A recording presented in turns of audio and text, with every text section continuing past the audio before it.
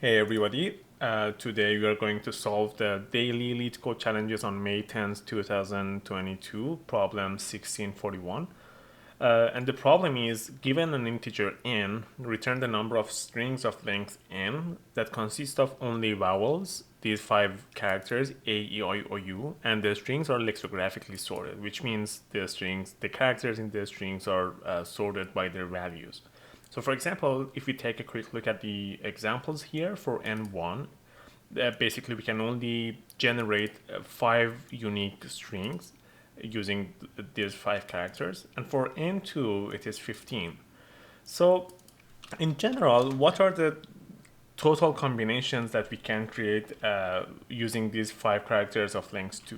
So we have 5 options for the first character and 5 options for the second character, and in total combination would be 25, while we are having 15 here, and that is because of this restriction here, that the limitation that the strings should be sorted. So for example, here, as you can see, AE and EA are both counted as one solution, one answer, because if we sort them, both of them would be AE, and that's why we have 15 here.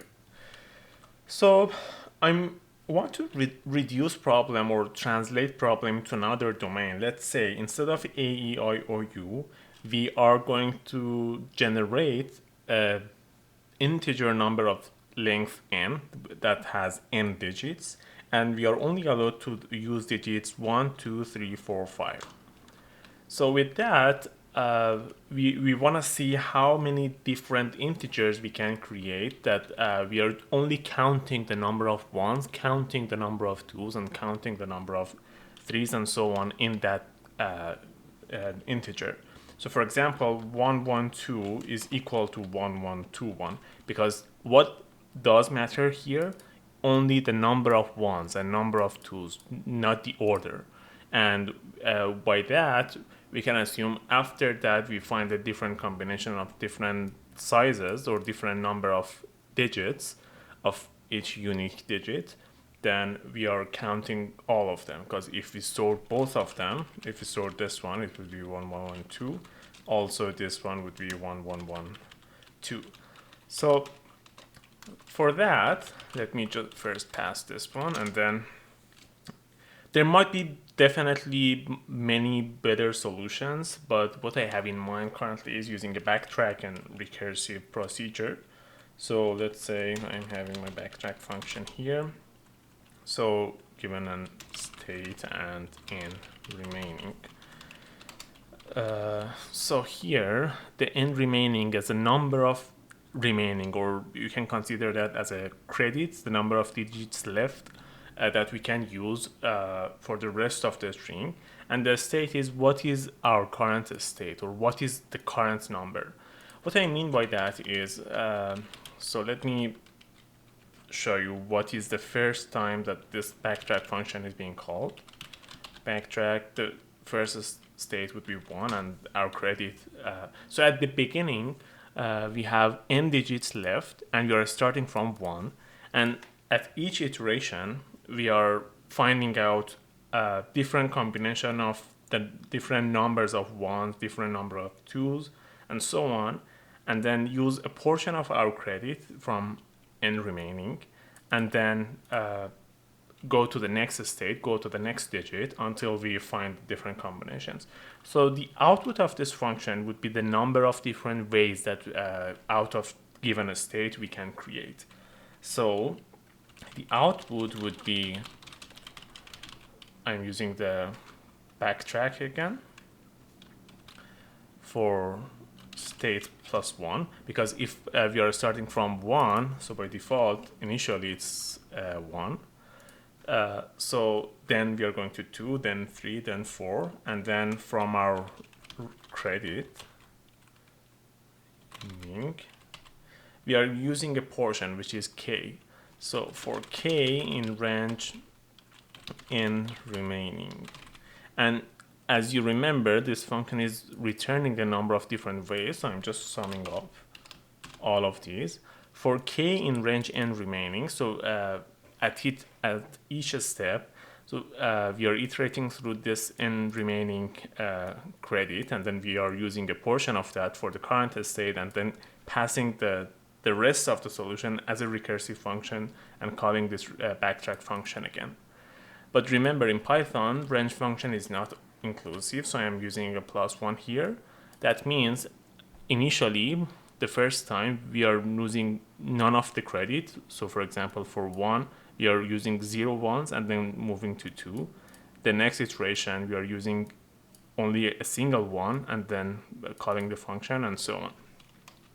But remember, in each recursive function, we should have we should consider the edge, the edge cases that the function should be stopped, should be halted. So first of all, the most important thing is the credit. So if n remaining is less than 1, that means the credit is already used up. But at the same time, it is a good sign, because if we have no credit left, that means we already found a valid solution. So for example, if the credit is 5, or the credit is 2, for example, and then at the first step, we are using 1, 1, and then moving to calling the recursive function again. So the credit is 0 because we already used 2 ones, but at the same time, that means it is a valid solution. So I'm returning only 1. That means the number of solutions founded in that state is only 1. At the same time, as we are increasing the state here and we are only having 5 different options here, so the state should never go beyond 5. So if state is greater than 5 and n remaining, or that should be fine, return 0. So that means if we are still having some n remaining, some credit left over, but the state is greater than 5, so that means we haven't reached to the n characters or n digit in our string or our integer, but we are still looking for additional characters, while we are not allowed to add a 6 or other a 6 digit 6 and 7 and so on into our string. So that means from this step and beyond, there is no possible way for find a valid solution. So let's try that out. Okay, so let me remove that state. The following. Okay. Oh, I'm returning this. Okay, there we go. So if I change it to 2, okay, and 30, and because the constraint here is 50, so I want to show you something here. As you can see, for 50, the answer is right, but it took a long time to be run. So if I submit that here, I have did that once, so I'm redoing that to show you the difference.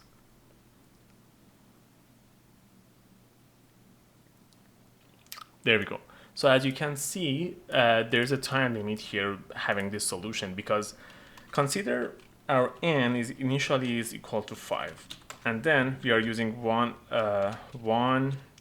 2, or let's say 2 ones, 1, 2, and we are at the state 3, or 1, 1, 2 twos, or 3 ones, 0 twos.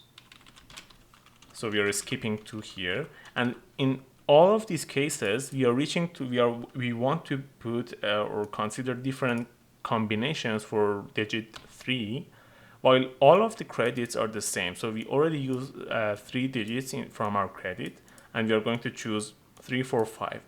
So the answer, when we are at this step, the answer for all of these combinations are the same. And as n gets larger and larger, so these combinations, the function is being repeated many times to find unique answers. So in order to resolve this problem, I'm going to use a lookup table using Python dictionaries. In Java, you have hash maps. So in Python, I'm just at the init class, I'm going to define an LUT as a dictionary. So this is a common variable that all of these functions can use. And then before going to calculate, before going to sum up all different combinations, I'm just saying what is asked from this function is given to find the solution for the state and the n remaining. And these two variables are unique. So I'm looking up if state and n remaining given a state and the credit is already in the lookup table, just return it without going through the iteration. Just directly use it from the history that it has been calculated once and just return it. So I'm going to use LUT state and remaining. Otherwise, compute that and then put that into the lookup table for the same state. So I'm going to use this here and just return it. Return the same value. So if I run it again, so hopefully the answer is still correct. And as you can see, the time I was able to run it in 6,000 milliseconds before, but as you can see, it is now dropped to less than 100 milliseconds by thanks to using this LUT here. Okay, so that was everything for this problem. You can always see the discussions, and there are always many different better ways, and people are proposing their solutions here. Don't forget to check their awesome solutions as well. So this was today's LeetCode Daily Challenge.